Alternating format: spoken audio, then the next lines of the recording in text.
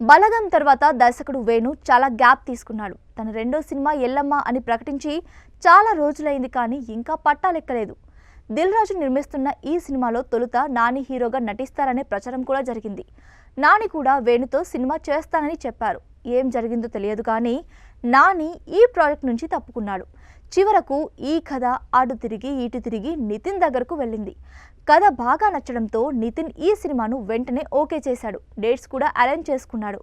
నిర్మాత దిల్ రాజు కూడా cinema shooting start చేసేందుకు రెడీగా ఉన్నాడు. కానీ ఈ సినిమాకు కీలకమైన హీరోయిన్ మాత్రం దొరకడం లేదట. ఎల్లమ్మ కోసం అటు దిల్ రాజు, నితిన్, ఇటు వేణు తెగ వెతుకుతున్నారట. బలగం మాదిరే ఈ కథ కూడా రూరల్ నేపథ్యంలోనే సాగుతుందని సమాచారం. దర్శకుడు వేణు చాలా పకడ్బందీగా ఈ సినిమా స్క్రిప్ట్ రెడీ చేసుకున్నాడట.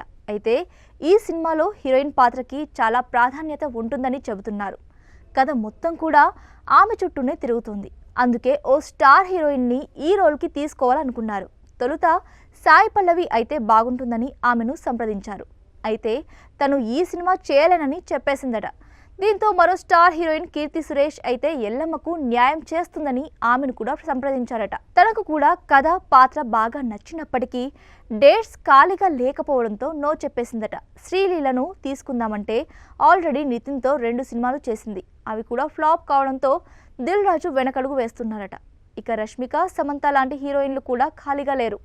నితిన్ ఎప్పుడైనా తన సినిమాలకు ట్రెండింగ్ హీరోయిన్నే తీసుకుంటాడు. కానీ ఈసారి మాత్రం అది వర్కౌట్ అయ్యేలా లేదు.